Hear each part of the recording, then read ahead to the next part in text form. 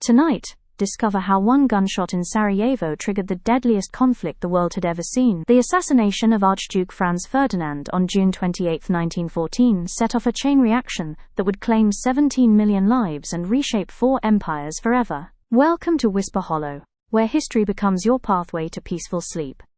For the next 35 minutes, we'll trace the gentle chronology of the Great War, from the alliance system that made conflict inevitable to the armistice that finally brought silence to the battlefields. As you settle comfortably, we'll explore the quiet drama of trench warfare, the technological innovations that changed combat forever, and the human stories behind the statistics. Close your eyes and let these whispered tales of courage and consequence guide you toward rest.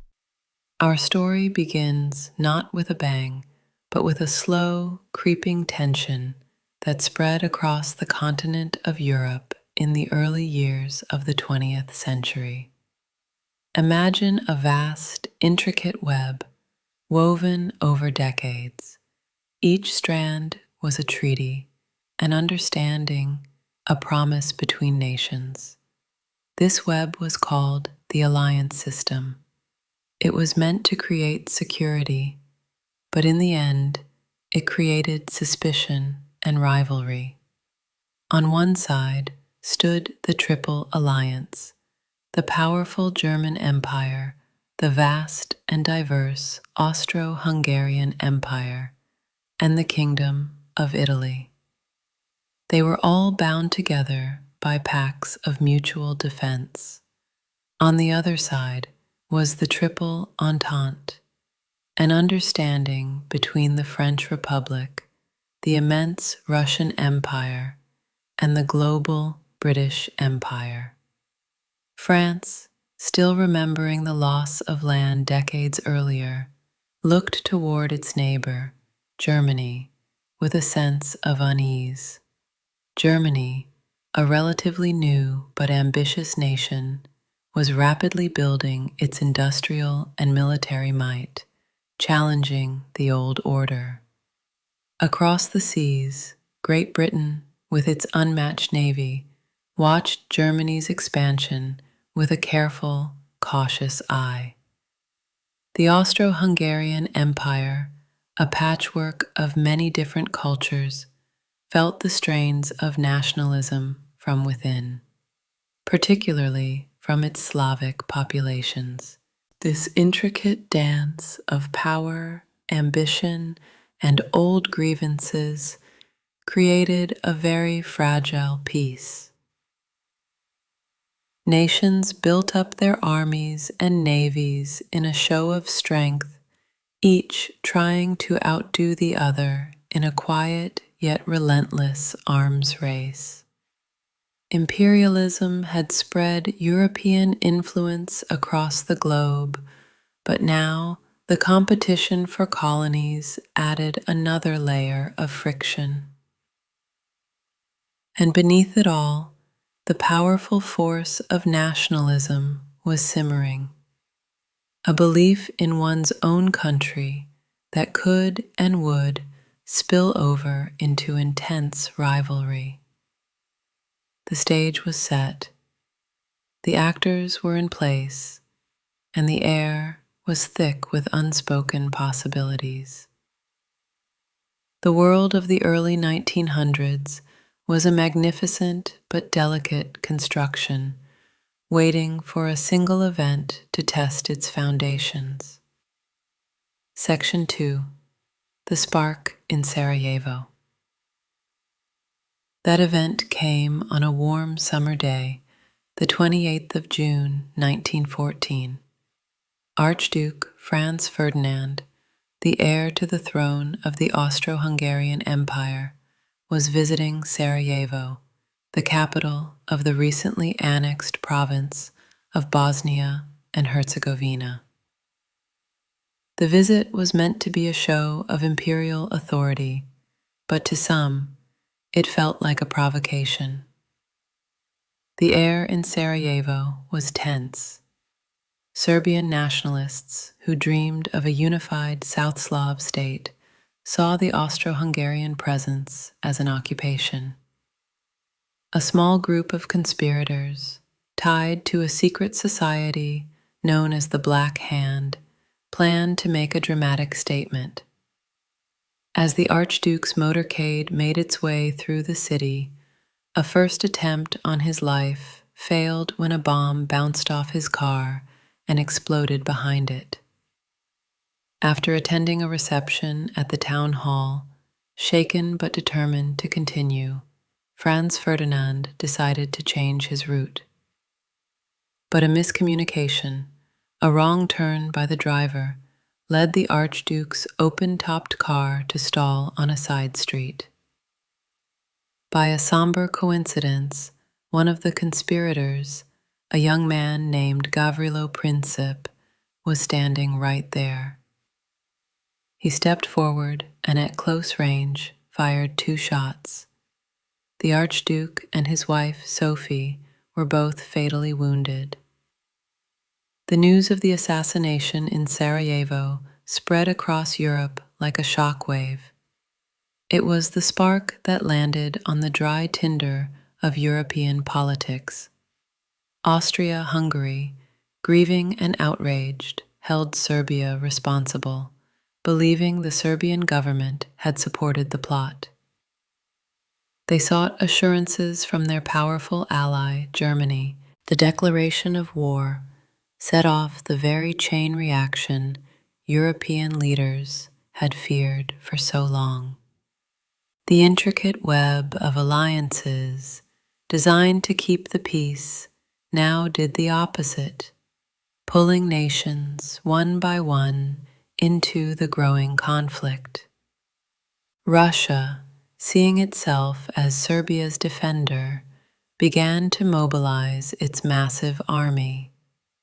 Germany saw Russia's mobilization as a direct threat and declared war on Russia on August 1st. Germany knew that a war with Russia almost certainly meant war with Russia's ally, France. Acting on that assumption, Germany declared war on France just 2 days later, on August 3rd. Germany's military leaders had a long-standing strategy for a 2-front war known as the Schlieffen Plan. The plan called for a rapid, overwhelming attack against France first. The thinking was that Russia, with its vast territory, would take weeks to fully mobilize. The plan was to defeat France quickly, within 6 weeks, and then turn the army's full attention to the Eastern Front to face Russia. To get this swift victory, the Schlieffen Plan required German armies to bypass the heavily fortified French border. The planned route was a great sweeping arc through neutral Belgium. Germany demanded free passage for its troops, but Belgium, a small country proud of its neutrality, refused. On August 4th, German forces crossed the border into Belgium. This invasion of a neutral country triggered the final crucial link in the chain. Great Britain had long pledged to defend Belgian neutrality, a promise written into a treaty nearly a century before. Faced with Germany's violation of this treaty, Great Britain declared war on Germany that same day. The British Empire, with its dominions from Canada to Australia and New Zealand, was now in the conflict. Japan, an ally of Great Britain, soon declared war on Germany. Montenegro joined Serbia. The Ottoman Empire would soon align with Germany and the Central Powers. What had started as a regional crisis in the Balkans had, in just over a month, spiraled into a worldwide war. The lights, as one British statesman famously remarked, were going out all over Europe. As the summer of 1914 faded into autumn, the armies of Europe were on the move. Millions of men, called up from farms and factories, boarded trains for the front lines. Many believed the war would be a short, decisive affair, over by Christmas. But the plan began to run into problems. The Belgian resistance was stronger than they'd anticipated, slowing the German timetable. The Russian army mobilized faster than expected, forcing Germany to divert troops to the Eastern Front. The German soldiers, marching for weeks, grew exhausted, and their supply lines were stretched thin. In early September, the Allied forces of France and Britain, retreating south of the Marne River, saw an opportunity. They regrouped and launched a massive counterattack, which would become known as the First Battle of the Marne. For several days, the armies fought fiercely. In a famous moment, the military governor of Paris commandeered some 600 of the city's taxicabs to rush thousands of reserve soldiers to the front. The German advance was halted. Realizing their initial push had failed, the Germans strategically retreated to a more defensible position to the north. There, to hold the ground they had gained, they began to dig in. The Allies, facing these new positions, had no choice but to dig in themselves. Both sides then began what has been called the race to the sea. Each army tried to outflank the other, extending their lines of trenches northward towards the English Channel. By November 1914, a continuous line of defensive earthworks, trenches, barbed wire, and machine gun posts stretched for hundreds of miles from the coast of Belgium all the way to the neutral border of Switzerland. This was the birth of the Western Front. The war of swift movement was over. In its place was a war of attrition, of stalemate. The defensive power of the machine gun and modern artillery was far greater than the offensive tactics of the day. A vast, static, and seemingly unbreakable deadlock had settled over Western Europe. The hope of a short war vanished into the mud of the trenches, as both sides prepared for a long, grinding struggle. As the world moved into 1915, the conflict began to change and expand. The initial hopes for a quick end had faded, replaced by the grim reality of a long war of attrition. Leaders on both sides looked for new ways to break the stalemate and sought new allies to tip the balance of power. The war at sea took on a new and profound importance.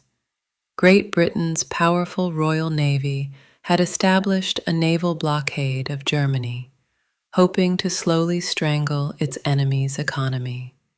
Germany, in response, tried to do the same to Britain, and its most effective tool was a new weapon, the U-boat or submarine. That risk became a stark reality on May 7, 1915. The British passenger liner, the RMS Lusitania, was sailing from New York to Liverpool. Off the coast of Ireland, it was spotted by a German U-boat. A single torpedo was fired. After it struck, a second, larger explosion happened inside the ship's hull. The Lusitania sank in just 18 minutes. Over 1,000 people were lost, including more than 120 Americans.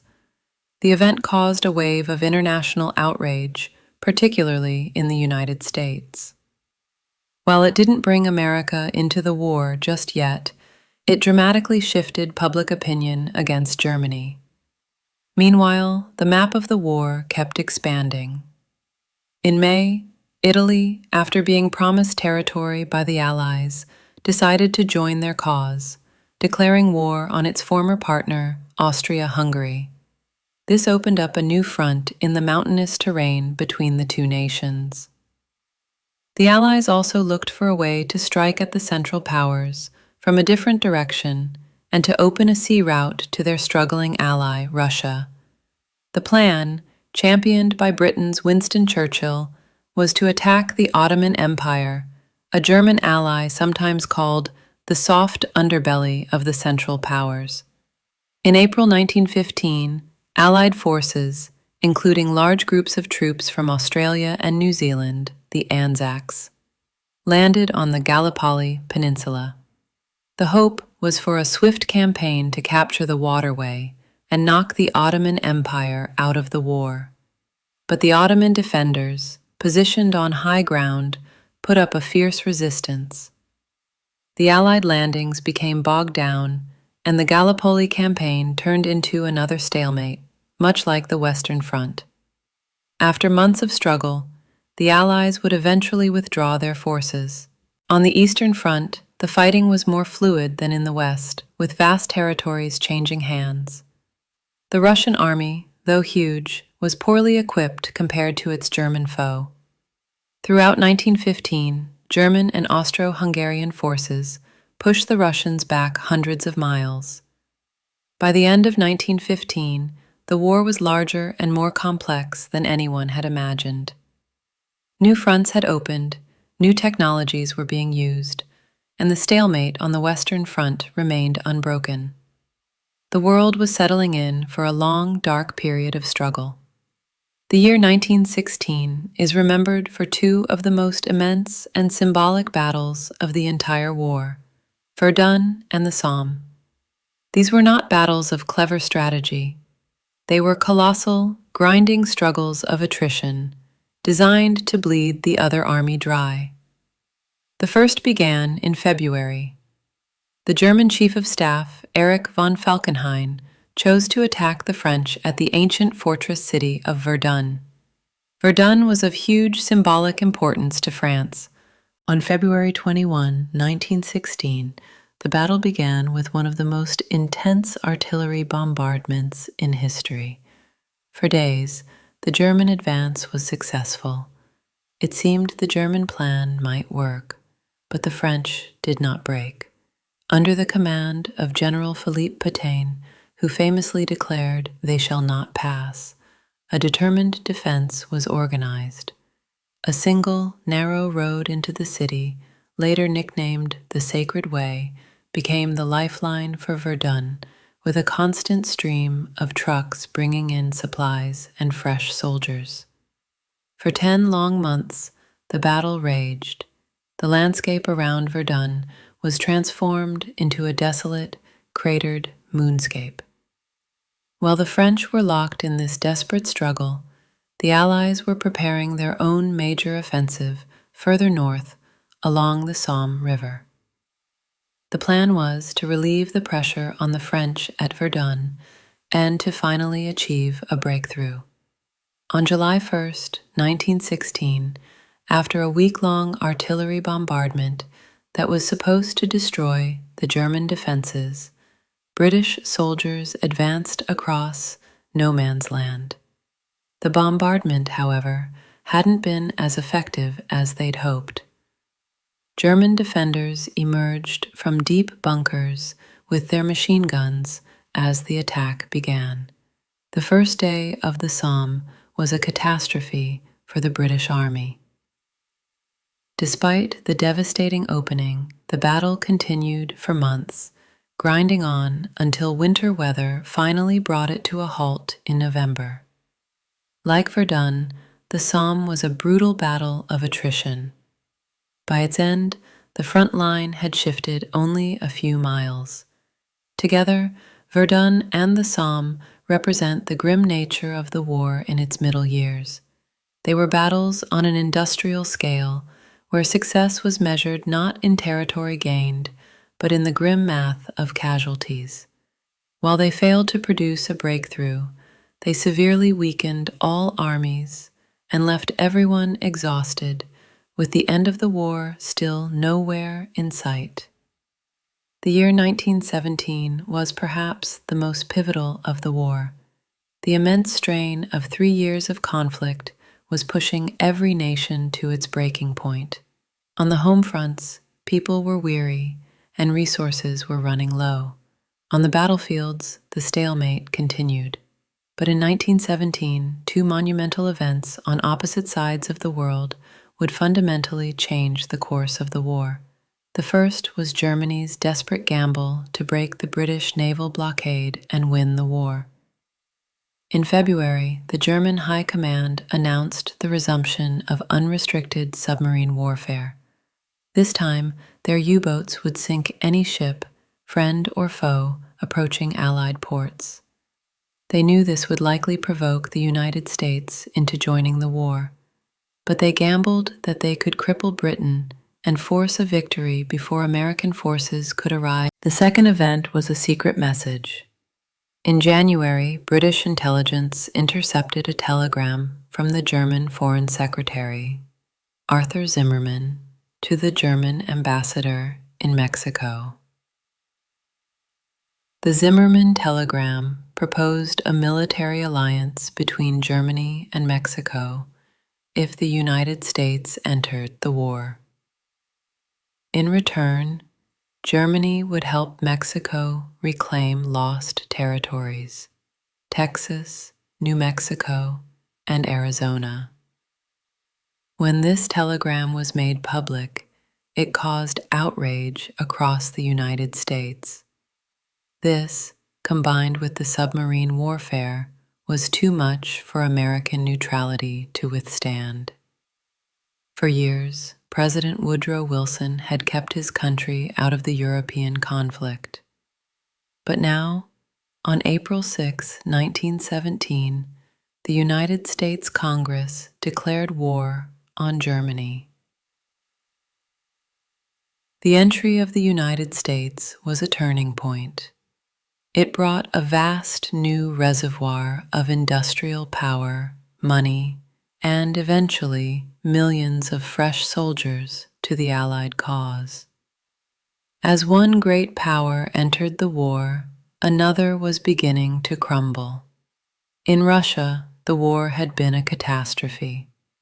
The army had suffered enormous losses, and the home front was plagued by food shortages and discontent with the Tsar, Nicholas II. In March of 1917, widespread protests erupted in the capital, Petrograd. When soldiers refused orders to suppress the demonstrations and instead joined them, the Tsar's authority evaporated. Nicholas II was forced to abdicate. This first revolution was followed by a second. In November 1917, the radical Bolshevik Party, led by Vladimir Lenin, seized power. The Bolsheviks had promised the Russian people peace, land, and bread, and their first priority was to take Russia out of the war. And so, as 1917 came to a close, the entire map of the war had been transformed. The Western Front was still locked in stalemate, but the Allies were now bolstered by the immense potential of the United States. In the East, Russia was collapsing into revolution and preparing to leave the conflict, freeing up hundreds of thousands of German soldiers. The stage was set for the war's final, decisive phase. The year 1918 began with a race against time. For Germany, the situation was clear.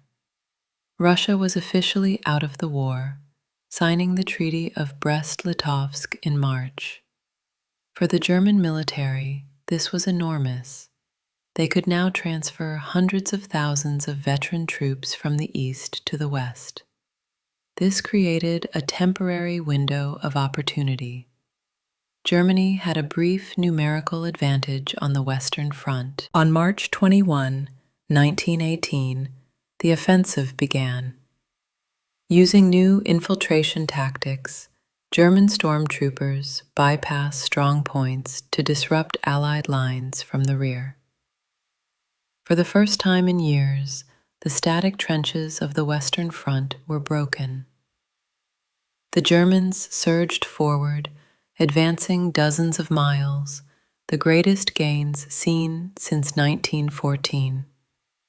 Panic began to ripple through the Allied command.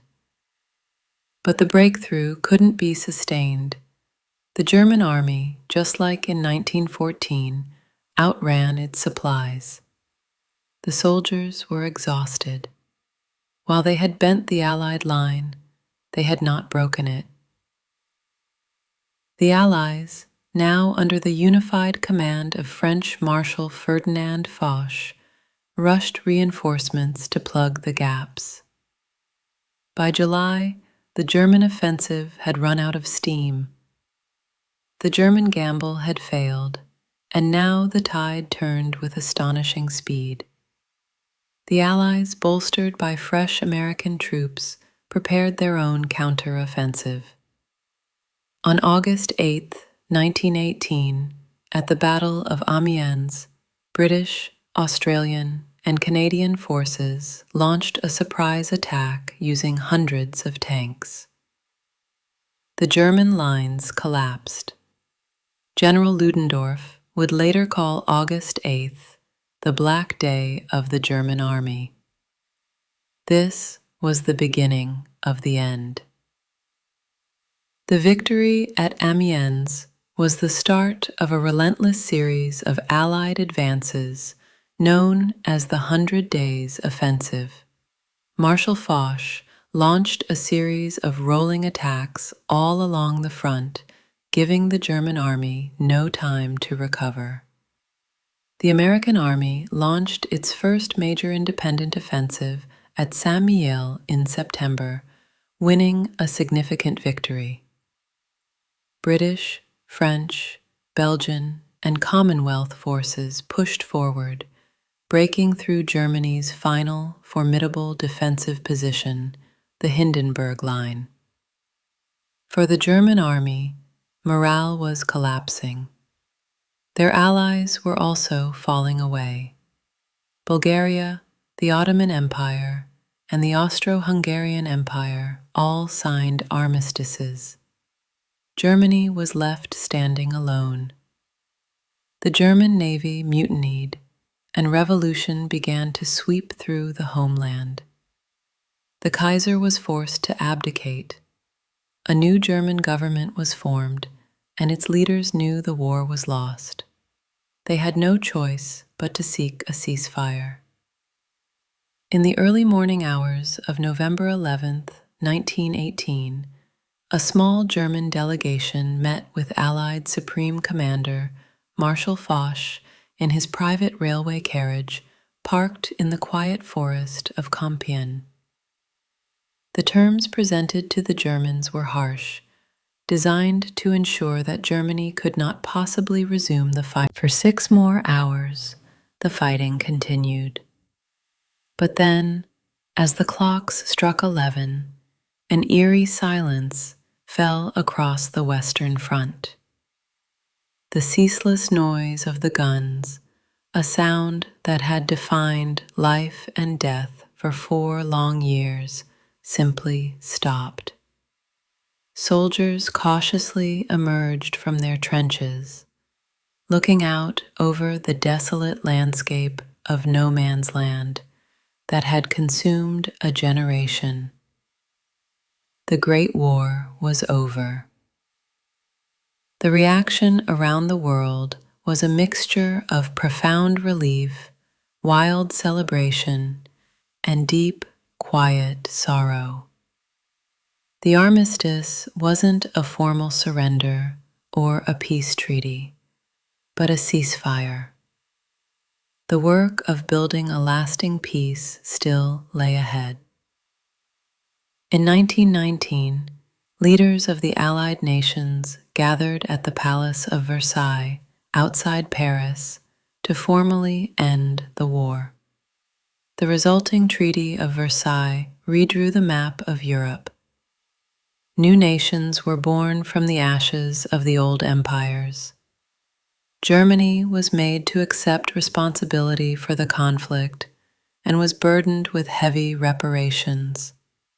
The treaty created a world profoundly different from the one that had existed in 1914. And so, our story comes to a close. The Great War, a conflict that began with a single act in Sarajevo, had drawn in the entire globe, reshaping empires and societies in ways that would echo throughout the rest of the century. It was a story of alliances and miscalculations, of old worlds colliding with new technologies, of immense struggle and profound change. But for now, our chronological journey is complete. The timeline has reached its end. Let the details fade like ripples on a quiet pond. Let the story become a distant echo. The world found a fragile peace, and now you can find yours. Let your mind drift away from the currents of history and into the calm, quiet waters of sleep. There is nothing more to learn, nothing more to do, just the gentle rhythm of your own breathing carrying you into a peaceful night. Sleep well, and may your dreams be peaceful.